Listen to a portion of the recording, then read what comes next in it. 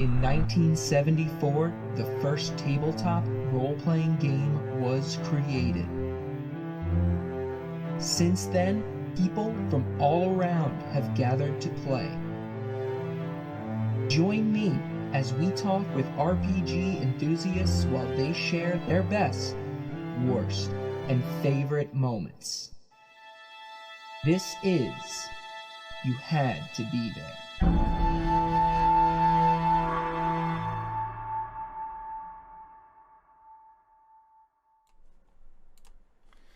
Hey everyone, welcome to You Had to Be There, a D&D storytelling podcast. Before we get started, I was going to mention my intro for, the music for my intro was actually created by Michael James McGarry. You can follow him on, it's MJ Made on Instagram or SoundCloud. My logo for my show was created by Nicole Summers from the Reliably Chaotic Podcast, which is a D&D campaign podcast. And I did this last week, but I'm going to do it again this week. One more announcement. I had my previous guest, Matt Hogan, runs the D&D Monsters and More group on Facebook. And he is doing a big giveaway. So if you join that Facebook group, you go to the announcements, there's the parameters of the group, and you can win dungeon sets from Dirt Cheap Dungeons. You can win a dice box from Wormwood and some $50 gift cards. So it's a really good community. I really suggest you hop over there if you haven't yet. And one of the parameters is tell him why his episode is called An Absolute Lemon. So if you listen to the show already, you're one step ahead of the contest. And finally, as always, if you want to be a guest on my show, all you got to do is follow us here on Twitch or wherever you get your podcasts, and then just shoot me an email at youhadtobethere@gmail.com, and that's D&D with the 3 letters. But without further ado, let's bring it over to my guest today is Lexi Milford. Hello, Lexi. Hey, how are you? I'm good. I'm ready to talk about this. So, obviously, it's no news that I have a bunch of my friends on this show, but you were one of the few people who actually did know, before I even played. I was like, oh, Lexi plays Dungeons and Dragons. I don't know anything about that, and didn't know anything about that until this past year and a half. But where did you get started? I know you've been playing for a while, right? Yeah, I mean, off and on, I've been playing for a while. I started back in, I think, 2005 when I went to college. Okay. A group of us, as you do, you go find other nerds, and I was actually just a player back then, but right. We got together and we were like, you know what we need to do? We need to play Dungeons and Dragons. And so we would do the nerd thing, get together on Fridays after classes, set up the Mountain Dew and Cheetos, and just play. Hell yeah. Yeah, that was the one. I know so many people that are like, it was the college experience. I feel like if I had Dungeons and Dragons, my college experience would have been way better, because I had a horrible college experience, and I was like, oh, if I found people playing that, I would have had a great time. So this is good. My past few guests have been just complete DMs after DMs. So for you, what was your first character like? Because how was that? What was your first character? Was this 5th edition then back then, or was it a different edition? I believe we started out in 3rd edition. 3rd edition, okay. My dungeon master at the time was not a fan of the 4th, so we just skipped, I think, 4th. As many people are not, yeah, from what I hear. But, okay. Go ahead. So, no. So you were start off on 3rd edition, or maybe it was 3.5, one of those, probably. Yeah, nice. I was a ranger bard, I think. Oh, man. And then I switched over to ranger druid because druid fit my character a little better. Okay. I was not a good performer. I always critical failed my performances, so it didn't go well. That's so funny. I specialized in hunting dragons and zombies because I didn't like zombies and I love dragons. Countless times I tried to talk my DM into giving me a dragon, and it did not go over well. I think there's actually in one of the new books, I think there actually is a subclass of ranger where you can have, it's like a dragon something around dragons. I would have to double check, but I'm not going to do it now because that's a waste of time, but I would look into that. So wait, so they let you switch your multi-class midway through? Yeah, it was more or less recommended because my DM kind of took me aside. It's like, maybe you should consider a different multi-class. And so we just kind of wrote it into the story that a dryad destroyed my loot and I had to move forward. It was a gift from the nature. that's like that's like you're a kid and you're trying to play an instrument and they're like, why don't you think about sports instead? Maybe something a little more your speed. That's funny. Although I don't know how the ranger ran back then, but it kind of is like doing a druid. I'm sorry, the ranger. I don't know how the ranger ran, but the ranger is kind of like a druid light in a sense. It's kind of naturey, so it does kind of, as far as making more sense. But yeah, so how was that? What was that like for you, like playing that first time? Did you get the bug right away, or did it take a while? No, I've always wanted to play. I just didn't have a group, so I was like ready to go. I'm like, yes, let's do this. Nice. I chose Ranger because I'm a big fan of Lord of the Rings and Aragorn, of course, the Rangers. And like pretty much the same thing with me. My first character was also a Ranger, and it was pretty much like right out the gate. I did a halfling because I also like, I don't know. I saw a picture of a halfling and they were like kind of short with a beard. I'm like, okay, so that's kind of me. And then I'll go with the Ranger. Yeah, I'm a fan of that too. So you went with that because of Lord of the Rings. What race were they? I believe it was a half elf. Yes, I was a half elf. Nice. But like your very basic beginning character. So yeah. She was really cool. Eventually, I did wear my DM down enough to give me, I think, a pseudo dragon. Okay. And very so, cool. Being a fan of Cowboy Bebop, I named him Ein, and Ein was trained to go and steal things. Nice. All right. So you had your little pseudo dragon also thieving around for you. Mm-hmm. He worked really well for dungeon crawls because we started using him to scout ahead and tell us what was going on. Yeah, it makes sense. And I think so the pseudo, because it's like a very intelligent creature, you can like communicate. Didn't they like communicate in your brain kind of? So that's pretty useful too. Yeah, it was great. Yeah, that's a very good tool. How was that? What was that campaign like? Like, was there a lot of? Did you have a lot of players? And was it?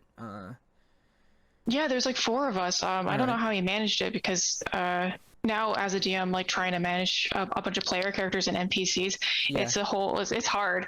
But yeah, I think there was 4 of us, and occasionally we'd have guests of at least 2 or 3 people come in, and it'd just be a big party. Right. He always had an idea of where he was going with the storyline. I don't think he actually like bought like the pre-made stories. He actually homebrewed stories based off of Indiana Jones. Okay. So. I mean that's good inspiration there. It's very D&D-esque, some Indiana Jones stuff, dungeon crawls, exactly, exploration. Yeah, I agree with you. Like, I don't know, I've been in parties between 3 to 5 people, and I think that's like kind of the sweet spot. Because then, yeah, 3 from playing, like for my DMs that I've had so far, like if it's 3 and it's like gonna get tough, they'll be like, you find an NPC on the ride, so you can like give them a little assistant sometimes. But I don't know, like I've talked to people, they're like, yeah, I have a group of like 8 people. I'm like, no, that's craziness. That's too much. I couldn't imagine. Like, props to that DM, if they can handle 8 people, like more power. Shout out to Matt Hogan, the guy from the D&D Monsters and More group. He's like, yeah, I have 8 people play with me, and it's crazy. I don't know how he does that. But so then you played. How long did that campaign go on for? Did it go on for a while, or you just? I think that was a 2-year campaign. Wow, nice. That's awesome. That's exciting. A lot of big storytelling, business and stuff. What was your favorite part you remember? I know it was like a really long time ago, but like, it's, I'm sure something stuck. Yeah, no. There was a time I found a mirror that showed, I guess, one of the hell realms. Okay. And I tried to break it open without knowing what it was because I was still new. And there's a few demi sort of gods sitting in there that probably it just wouldn't have ended well if I had figured out how to open it.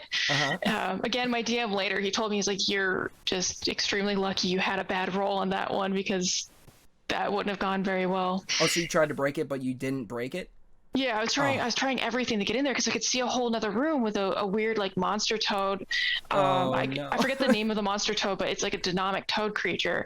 And like, I was very convinced I needed to go in there because there had to be treasure. And right.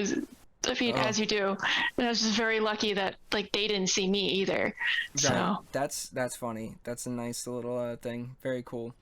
So did you play other characters before eventually? Because I know you, in recent years, you do mostly DM, at this point? Yeah. So that was actually the only time I was ever a player character, because it only lasted for 2 years. I went off from my junior college to my 4-year college. And I didn't find another group of people who wanted to play Dungeons and Dragons until my current group, which nobody knows how to play. So like, you have the most experience. You play. Right, You're the leader here. So that's yeah.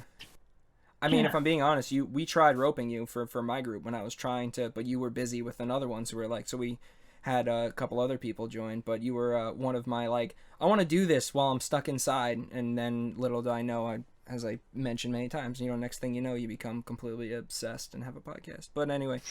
Here, I want to show you. Yeah, show me. Look at, I don't know if you can see them all. These are cards. Magic items, spellbook cards, creature and NPC cards, and monster cards. Those are for anyone that isn't watching the stream right now. I mean, honestly, I'm jealous because, like, I mean, I've been doing everything virtually, but the spell cards, I know the Barnes & Noble right by me, someone I know works there, and they were like, hey, we just got all this D&D stuff in. They have the spell cards now. I think the spell cards are probably really useful because I'm like, that way at least whatever you have prepped, you can just slap them down and you don't have to keep, like, I just go to Google every time, but even that gets annoying, or like handwriting them down. No, the magic items and the spell cards, game changers. Like I just hand them out to the players. And even if people, well, even as a player, like if you just snag those and just have them on the side, like it could definitely be help. I think especially the spells, because if you know you're gonna play a druid or a wizard or something, just like go. I'm sure they're not expensive. Just go snag the deck of spell cards. Especially if it's gonna be like a full campaign character. Like, if you're doing a one-shot, Google's your friend, but, like, if you're going to be playing a wizard for 2 years, buy the spell cards. Like, that makes total sense. Well, also, it's nice to have them on deck, so, like, if you're going into, like a battle, you have your cards lined up so you can plan out how you're going to fight a little better. Yeah, planning out and prep, like, any class that can prep their spells in the beginning of the day, you literally just pull out your deck and be like, what am I prepping today? Like, this and that. So that makes a lot of sense. Yeah, it's a great idea. Yeah, definitely. When you've played recently, have you played in person, or are you doing the virtual thing right now? Virtual thing. Nice. We've only done like small, like little, like one shots, but I'd like to work on pulling together an actual campaign. Yeah. So I'm in the midst of that. Great. I mean, I've kind of had a little splash of each now. I had like longer campaigns, and I've had like a couple one shots, but it's all fun. It's all good stuff. So when you eventually couldn't find another group and you decided to take up DMing, what did you do? What was your plan of attack for that? I messaged my old DM, like, how do I do this? Yeah. And then I went on YouTube and looked up videos and bought a starter kit because I was like, well, it's D&D in a box. They're going to tell me how to do this. Right. And it really did. Like, I'd recommend a starter kit to anybody who wanted to start DMing because it does outline what you should be doing. And then from there, I would follow up with, like, pre-made campaigns until you felt comfortable enough to step in and start actually like creating campaigns of your own. Yeah. Was that was when you did that starter kit, was it the 5th edition one? Mm-hmm. Yeah, it's the Minds of something. Lost Minds of Phandelver. That's the one. Yeah, that's the first campaign I did because my DM, who he'll probably be on this maybe next episode or something, he wanted to try. He was the same thing, player for a long time, wanted to DM, did that campaign, so he knew it, but he's experienced. He'd been playing for years, but like he homebrewed it a little bit, but it was good. So yeah, it's a great campaign. I really had a lot of fun with it. We basically finished it. But that's a good one. And that gives you, that's great. What comes with that? Is that just does it come with a bunch of books or just like the one? It comes with your starter set of rulebook. I'm actually looking at it on the floor right here, so I have a bunch of my stuff out. But your starter set of rulebooks and the actual campaign itself, it comes with a set of dice, and I think it comes with player sheets. So like it's pretty much just ready to go. Ready to roll, yeah. No, that's a great move to start. I did I have DM'd a little bit, but just one shots. So I just did a lot of Googling and like that kind of stuff. But I think running a full campaign for your first time, that a starter kit's the way to go. Starter kit for everything. When I started brewing beer, starter kit. Like, just like, yeah, starter kit. Hot sauce, starter kit. Like, it's always good to have that. So what was that? Was it, how did that go with your group? How many people did you have for your Lost Minds? People jumped in halfway through, so I had to like write them in. Okay. Yeah. But let's see. I had like 5 people. All right. Like at one time I had 6, and I just basically was like, well, I can't handle 6, so you guys, someone's going to have to be a guest, because they couldn't come every time. I think the downfall of any D&D group is really finding time to do it. Yeah, yeah. It's like, it's not only, I think that's why I like smaller groups, because it's easier to coordinate. And I think it's like, it even could take me back, like when I was in a band, I was in a 3-piece. So I was like, it's so hard getting us together with 3 of us. I couldn't imagine being in a ska band where you have 8 people and like scheduling and stuff. So that's why I like that 3 or 4 is good, because it's just easier to manage. So nice. So how long? It's not that very long campaign, but how long did you run that for? Well, mine didn't actually, like, it petered out somewhere in the middle. So like, I think I ended up running it for like 6 or 8 months before everybody got busy. I think it was for the summer, because we started in like the fall and then managed to keep it going all the way through the spring. And then summer showed up and everybody got busy. But yeah, it was a lot of fun. I ended up derailing it into a homebrew as well, because I wanted to work the starter kit into my own idea. Nice. But we didn't get too far into it. Do you do so you do a lot of homebrewing now though? Oh yeah, because I have a bunch of ideas of storytelling I'd like to be able to get out there and do. Nice. I mean, without, if any, just in case, but any what type of storytelling are you working on? No spoilers, obviously, but like, you know, what's your style with homebrewing and stuff? What do you tend to go for? I try to leave a lot of room open, because you never know what your players are going to do. There's more than once I've had to walk away and like think about how they played, like, and like how to react to it. But like, generally speaking, I have like an overarching like design I'd like to go with. Like, we never got far enough for it, but I was going to start working in like archaic dreams and like the idea of like dead gods coming back and stuff like that, and like some sort of massive world-ending cataclysmic like event eventually they were going to have to face, but we're going to do like small things leading up to that. That's like, actually like pretty cool, because I know like a lot of things take place after a big cataclysm or like catastrophe event, but like I feel like a lot of, not too many are the leading up to that. So that's kind of interesting, because also, I don't know, like, you can also have that possibility where it's like a big event that happens, and for a good chunk of time, it's them probably just trying to survive in a world of emptiness, which is kind of interesting to think about. Instead of like villains and stuff, it's just, you could just do a few like weeks of survival just to get their feet back on the ground, you know? That's the idea. Is like a lot of them are really interested in post-apocalyptic. So I was like, all right, I'll give you an apocalypse then. Pre-apocalyptic, yeah. And then after that, once like the dust settles, then it's like Mad Max territory. Then it can just be like total chaos, and that's a really cool way to go about it for sure. I like that.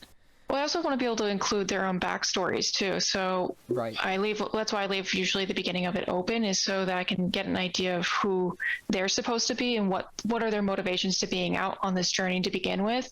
And that leads them to be more motivated to be a part of the campaign. Because I mean, if your character is just there to be a character in the DM's story, they're not going to be motivated to play. So I want to make sure their own like ideas are incorporated into the story in the best way I can possibly get it. Right. No, I think that's a good way to do it. I mean, having like the couple times when like I didn't even know, but a DM had something that was relevant to my character, like it really pulls you into the game more. Like I ran a one shot for just a bunch of friends, and my one friend who like kind of, he like liked it, but like wasn't too sure. And I was like, let's do one more session. Like we did one more session, and then I was like, just give me something. I like had him text me, just like, give me something about your character. And he gave me like a really good kind of backstory. And I just incorporated this like dark part of his like past, and it came out of nowhere. And then he was like, I was like, you find this item and you recognize it. And he's like, what? And then like it made it so much more enjoyable, because I know what that feels like. So I agree. You got to have that. Which I think too with the module, that's what like kind of what my friend did, is like, if you buy a module, don't be afraid to stray from that a little bit and throw in some backstory stuff. But for a homebrew world, it's perfect. Oh yeah, for sure. Like the starter kit, like it at least it gives you an outline. That's the fun part about D&D. It's just an outline. Like the rest of it's up to you. Absolutely. What do you, have you ran anything recently? I know you said you're kind of on and off, but as far as nothing right now? Nothing No, too recent? I moved down to North Carolina, so I'm like randomly going to the Barnes and Noble here, which is how I stacked up so many cards to try and find like D&D friends. I'm like, oh, you like D&D? Like, try. But for now, I think it's gonna have to be just online sort of stuff. Yeah, it's not the worst. I mean, I've only played in person once or twice at this point, but like the virtual thing isn't terrible, and you can use tools. There are like extreme tools like Roll20 and Foundry and these programs. They're a little time consuming for us. We're like screenshot, this is the map, tell me generally where you are, and it's not moving pieces around, but it's still useful. And you should, if not to just plug it, but I know you don't use too much social media, but that group, D&D Monsters and More, like you can always just post and be like, hey, trying to run something, anybody in North Carolina, and they might hit you up, or even not, if you're just that'd be cool. Well, as far as maps and stuff go, I'm into model building, so I'd like to make a model map and be able to like share it via Zoom. You can do that too. Like it was kind of dumb, but it actually worked a lot. Like I had one, and all I did is like use my legal pad, and I just drew squares, and then I was like, I drew just a crude box like where general things were and a couple things. And I just put it on my desk, and I just tilted my camera down, and I put little dice, and I was like, this is you, these are the enemies. And it actually worked. And it was kind of crude, but it did work. So yeah, there's always ways around it. Yeah, for sure. Hell yeah. I mean, like I guess the challenge with like the digital is just making sure it remains engaging and everybody has a chance to talk. I mean, the good thing about the virtual thing is you don't need to like live like necessarily with people, so it also can help with timing and stuff. Like during the quarantine, people were just like working from home, so they like clock out, hop into Discord. Like that was like the good thing for scheduling and stuff.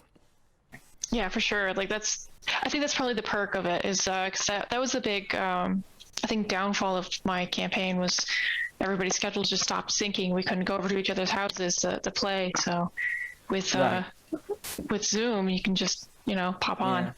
Yep, it works out really well. So in all of your time kind of running a few one-shots or campaigns, what were your like favorite, what was like the most fun things or awful things that happened in your games? The one that always stands out to me, this is what I'd like had to take 5 from the table because of it. So my group was trying to negotiate with a dryad about crossing some marshes because the marshes had a blight going on, and the dryad didn't believe it wasn't them causing it. Okay. It was pretty So pretty the sure dryad didn't. What was being caused in the marshes? A blight. There was like a blight on like there's a type of blight tree that will grow and it'll just like kill everything in the area. Oh, okay. And so the dryad thought like they had caused it, but it was like someone else, and they were just going to investigate the situation. And so in order to like gain the favor of the dryad, they had to give something up and like try to like show that they meant good. Well, one of the players got really sick of trying to negotiate with this dryad, so they weren't rolling the best, but like they didn't know how to actually like talk to the dryad.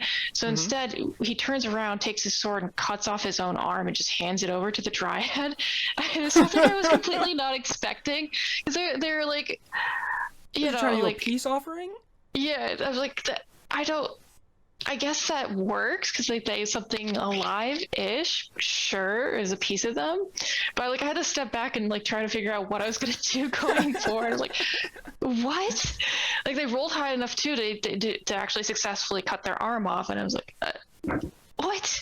Fine, all right, hold on, guys. Like, and so like they ended up going, and like he had to adapt to having one arm for the rest of the whole trip, and like fight with just having one arm, which was bizarre. And come back when my workaround for him for this one was that the dryad gave him back like a vine arm, kind of like from I think like Adventure Zone did. Kind of like, okay, it's kind of interesting. So like I was like, we gotta help you with this situation because you can't go about an entire campaign with just one arm. What type of a class were they? Fighter. Oh yeah, you need. Guess you're a like- duelist now. You're dueling now. Yeah. You used So to dual wield, but now, yeah, long sword for you. But that's funny. Oh my god. Let's see. Another one was they found they were in a goblin knoll encampment. They're going through a cave, like, as you do, and they had been like ambushed and dragged in there. And so going through the cave, they find this small, dirty creature. They're pretty sure it was a goblin, but they weren't 100% sure. But they made friends with it and decided to bring it along with them. Okay. And it turned out to be a gnome that thought it was a goblin, and it became their mascot. They named it Dobby and just brought him around everywhere, and, like, took care of the little guy. Was he just crazy, and that's how you wrote him? Yeah, I wrote him in as just like a crazy little Bobby. dude.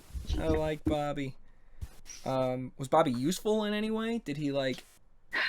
Not really. He was just there, kind of being crazy. Like, he just followed them around and like wanted to steal things from their bags and stuff. And he's just acting like a goblin. And so eventually they took him to a nice farm and just let him go. Just let him go. Let him go into the wild, or like mice of men let him go. No, like into the wild. Like, here, this farm is your home now. Like, stop Okay. stealing our stuff. Go steal their stuff. That's hilarious. Just like this crazy little guy. Mm-hmm. Oh my gosh. You should I just know because one of my guests had like a goblin NPC that he always just has randomly show up. If you ever play with those people again, or at least one or two of them, you should just bring Bobby back. Because that happened because one of my players in my main campaign we were playing, they've like played together before. So like we open the door and it's like some weird lich named Carl, and we're like, oh hey, and then my friend kind of metagamed. He was like, and just shut because like he knew that was like a problem. So like it'd be funny if you bring Bobby back, because even if it's you have some people who didn't play, their one friend would be like, oh no, not Bobby. This is a strange creature is rummaging through your bags. Yeah, and he's like, what do you mean? And then you're like, no, that's so funny. Do you like creating like funny NPCs, random NPCs like that? Yeah, because it makes things interesting. Yeah. It's memorable. They enjoy it, and it makes it for a better time. Plus, then I get to do silly things with the team. Absolutely, yeah. Do you have what other one? Have you made any other like funny NPCs? Yes, there was the pie woman. So one time they needed to disguise themselves as upper class, which was going to be difficult in and of itself, and sneak into a masquerade party. And to do that, they had to go sweet talk an inventor, and the inventor had a very specific type of pie they found out that he likes. And so Pie Lady, all she could really do was talk about pie and all the different kinds of pie she had. And so it was just a big negotiation between like, do you want apple pie, peach pie? I got cobbler. And like, just this strange character talking to them. Like, eventually they figured out like how to talk pie, I guess. But the woman wouldn't do anything but, she had to talk pie. Like, you had to like. And they were using this pie to bribe someone of a high class, or like poison them? No bribe. They're bribing an inventor to get the inventor's invite to the party. Okay. And I guess that could get kind of complicated because they should have done some recon, learned what the inventor wanted, what kind of pie he likes. Yeah. They ended up buying every kind of pie. That's a safe bet. Just buy one of everything. Yep, they just shoved it into his hands, showed up at the door. Another one snuck around to the back to try to break in. Okay. How did that go? Did they make it? They did, but an automaton found him, and so he like backed out and came back around. He's like, "Yeah, sure, I was here the whole time. Yep, definitely didn't break in." So. Oh, but they didn't alert him. They didn't alert the inventor. No, the inventor was too distracted by the pie and talking to the people, because the inventor had skin in the game that he wanted an item that the person throwing the party was going to supposedly have at that time. Gotcha. So, yeah. Nice. If you have you read up on any of the new stuff? There's a lot of like new content that has been coming out recently. I don't know if you've looked at that. There's like so many new things. No, I actually haven't. I picked up Matt Mercer's Wildmount guide, but other than that, I haven't really picked up any of the newer books that are out there. I saw Ravenclaw. But Nice. Yeah, maybe- I mean, it's kind of cool because I started listening to Critical Role and stuff, and the current campaign I'm in takes place in Wildmount, and that's kind of cool because it helps also visualize it because it's already been spoken to me by someone else. So that is like a cool, smooth way to go through a campaign. If you already listened to it, that's cool. I liked it. Started out as a one shot. Now it's our main thing because people couldn't play, and that's kind of how we ended up moving things. If someone couldn't come, we just started another group with a one shot, and then if that person couldn't show up again, then we just continued it. So that's that was the one book I bought was like a little thing. It was like a book of like 10 one shots just in case. Yeah, there's a lot of cool stuff. There's so many new races now that have come about. I saw one recently came out as like rabbit folk. You can be like a rabbit person. I think I heard about that. There's new folk coming out. That one's weird because as your movement, you can like roll a d12, and whatever you roll, you get to jump that extra distance. Oh, nice. So, That's like, interesting. So you could roll a 1 and you're like, I jump 1 foot, which means nothing, or you can roll like a 12, which is like it's like almost 2.5 squares. So that's kind of cool. I'd be interested in looking at the character sheet if they have like uncanny dodge or something like that. So like what their affinities would be. I don't remember which one that had. I know there was an owl folk that is you have a flight, but you're also automatically proficient in stealth as well as like while you're flying and stuff. So that's pretty cool. That's interesting. There's a whole mess of them right now. If you were to play, do you know what kind of? Because you only played your ranger druid. Mm-hmm. What kind of classes would you would you play now if you could play? I mean, I'd be interested in sorcerer just because the spells and like doing the spells. I'd like to learn more about how to handle that. The meta magic is dope. Mm-hmm. Yeah. I also like Dragonkin. I'd be interested in doing like an actual like beefy character because I mean, if Skyrim's taught me anything, I'm always going to become a sneaky archer. So going against that and being like a barbarian or something, I think would be an interesting challenge.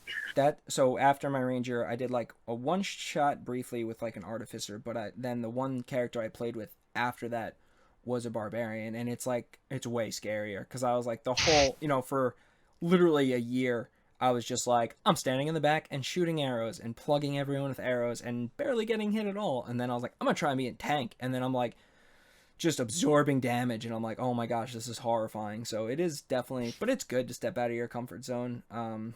Absolutely, because there's so much. But I love the sorcerer gets the back hit a lot, but I really like it because you can do some weird stuff if you like read up on the way the spells work and the way the meta magic works. You can do some broken like the twinning. Like you can cast 2 spells, but you can do it with concentration spells, so you can like just double things. There's the divine soul is great because you can take cleric spells. So we were doing a one shot and there was nowhere to rest, and I was hurt and our other person was hurt, so I just twinned cure wounds and I healed both of us in one shot with one spell nice. And 1 sorcery point. So like there's a lot of like weird stuff you can do. But yeah, that one's fun. Barbarians are always good too. That was the one class my friend played, and when he was like I just want to kill stuff, I'm like barbarian's fine. But absolutely. Let's see. So, what about so you got these one shots. So when you're working on this world right now, is it gonna be like did you have anyone lined up or not really? No, not this moment. I have my old group's interested, but like we'll see. One's going back to school, the other one has a kid, so I don't know. But at this time it's more like I'm gonna design the campaign and then put out feelers if anybody's interested in playing. I mean, that is good though. At least if you're homebrewing and gearing up, you're prepping. With the how many people were you trying to get for that one? Like 4 again? Probably just about 4. Just about 4. Nice. And then what type of so I know you said post-apocalyptic, the pre-apocalypse. What kind of a setting is it? Is it gonna be like more city-based, or is it when you're building this world? Do you have like a type of world in mind? Is it gonna be like spaced out ocean, or is it gonna be like Pangea-y, like one kind of spaced out ocean? There's I can't remember the name of the site. I have like a folder of like DM tools I use, but there's a world builder you can go on, and it will just auto generate. Like, you tell it all these different like parameters you want into the world, and it'll just generate a world for you. So is that that's how you started with that? Yeah, because that way, like, I have an idea of like terrain and stuff, and then from there, it's just thinking about like where would cities actually be sitting, like most likely along the coasts and like maybe near the mountains or something, and then I build it out from there. Right. Brian Scharf, that did a couple episodes back, is the DM for the Reliably Chaotic podcast, and that's what he did too. He said I used a map generator, and he did a Pangea like an old world where everything's together. But that's how he said. He's like, I just did that, and that makes sense. But that's cool. Does it, when you, what's the program you use, just for anyone listening? Let me see if I can pull it up real fast. Because,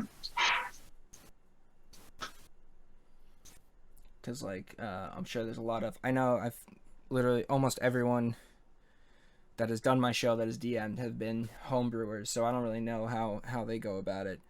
But having the maps available is definitely a useful tool. Oh yeah, it's definitely is. Like, unfortunately, I don't think I have it saved. But yeah, it's sure basically just, I'd recommend just typing it in to like Google, like World Builder. Definitely. And then when you can you like edit it at all? Can you you can adjust it and stuff if you want? Yeah, you can adjust it, and you can download like copies of the map. And so like I'll do like version A, B, and C or something. That's very cool. And then can you save it? You save it on the site too, so you can always just continue to go back to it? Yeah, it gives you like a little like script code so that you can just go in and pop it back in. Very cool. Very cool. It's nice. If you search too, you can find like random loot generators too. So like you don't have to think about the loot you're going to put in a box. Like you can set like levels of your players and like the type of loot you want to put in there, and it'll randomly generate the loot. 100%. I've used some of those for like, there's all those types of random encounters, random dungeon generators, and you can set like the level, the terrain. There's so many useful tools. I like can't imagine what it must have been like back in like the 80s if you wanted to homebrew something. Like you're just like pencil and paper. I'm trying to get one guest on, and he like played like first edition, and he was like, I coded a dice rolling application for my computer. I'm like, yeah, I can get that in 2 seconds now. It's like, which is crazy because just the amount of work that used to go in to all this is nuts. And now it's so easy.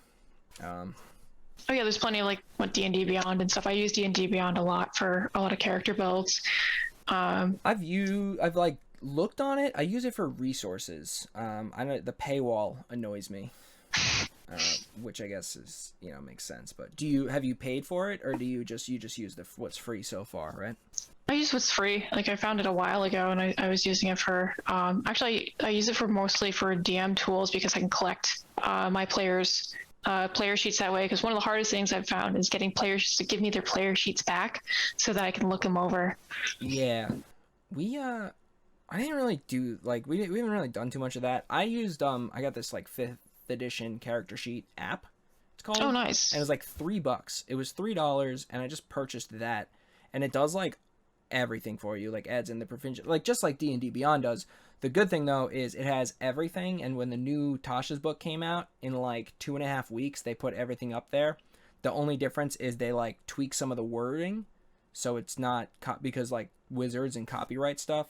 So like one spell just might be called something a little slightly different, just for copyright purposes. But I really like that one too, because you could build a character really quick. Yeah, that's nice. Yeah. I had an app like that for like rolling and like watching my character and like keeping track of all of like the different like things they had on them, because occasionally like my team would be down to 2 people or 3 people, so I'd have to like throw in a couple of NPCs to sit there and be with them, make sure that that's what team I like about those apps too, because you can be like, oh, I'll just give them an NPC real quick and then do that. So super useful. All right. So is there anything else like you specifically, any other fun stories and stuff? We have a few more minutes left. If you got anything. I guess Pete versus the Green Dragon, one of my players took on an adolescent Green Dragon thinking it would be easy. Like 1v1? Yeah. Oh my god. I had Colin voice the dragon, like Okay. with like a cracked sort of teenage voice. Okay. Because he's adolescent, so I made the dragon very like self-assured and like, I'm a green dragon. You gotta take me seriously, guys. And Pete was very fooled by, I guess, the dragon sounding like a teenager, and he's like, I could take this on, no problem. And it didn't go great for him. He learned a very important lesson that day, that a green dragon is a green dragon, no matter the age. Oh my gosh. What happened? Did he die, or did he almost bow to him? Nope, he almost died. A dragonkin came in, another player, and like scared off the dragon, intimidated him enough that like the dragon stopped fighting and was like grabbed him and just dragged him out of the lair. That's like when you're at the bar and your buddy's drunk and they're trying to tango with the guy that's too big. You're like, no, bro, just drag him out of here. Step back, bro. No. This is not your fight, man. This is not your fight. Cool. That's funny. Yeah, don't mess with the green dragon. Was it like a little dragon or anything? It was an adolescent, so it was like, yeah. It wasn't quite an adult, so like it seemed like you could take it on. Like it was probably like horse size, maybe a little bigger, but it still has like acid and stuff. It's still a good fighter. Yeah. We found like a little small white dragon in one of our like one shots we were doing, and it was like not really it was like we could fight it, but we were like, hey, you hungry? And it was like, yeah, and like there's a village of goblins over this way, and we essentially like we just opened the door and I got a wand of entangle. And I just stepped in the door and I just went boom, and I just entangled a bunch of goblins, and we're like, lunch, and then we committed goblin genocide and then left because we were bad people. But like when we saw what it did to like 30 goblins, we were like, oh yeah, this was the right choice. That's great. All right, I found the site. Oh, good, cool. Let's drop that site and then we'll wrap this up. Okay, it's gonna be on. It's called Donjon. That's it, Donjon. Oh, I know exactly. Okay, that's the same one that we use. Yeah, Donjon is great. I've used it a couple times for tables. A quick tip on that though: the random encounter table. If it says medium, it might be a little harder than medium, because I rolled on the medium and I almost killed one player and turned the other one into a were-rat by accident. So like, gotta be, and they're only level 3, so I was like, oh, so just tread a little carefully on those random rolls, but. Cool. Yeah. All right. I'm gonna. Do you have anything to plug? Do you do any twitching or anything? No. Okay. Nope. That's all good. I just like to leave it open in case. Thanks everyone for listening to the show. If you haven't yet, just remember, if you want to be a guest on the show, I'm very cool, very friendly. Talk to me, email me. So just send me an email to youhadtobethere dndpodcast@gmail.com. D&D is with the 3 letters. Please like or subscribe on Twitch or wherever you get your podcasts. All the audio's up. And once again, check out the D&D Monsters and More show. And for any new listeners, my name's Tom DeSillis. I'm also a stand-up comedian, so you can follow me at Tom DeSillis Comedy on Instagram, or T DeSillis Comedy on Twitter, or you can just friend me on Facebook, whatever. I'm not a big deal right now, so that'll bring this episode to a close. Thank you once again, everyone, for listening. This has been You Had to Be There, a D&D storytelling podcast with Lexi Milford. Bye, everyone. Nice seeing y'all. Bye.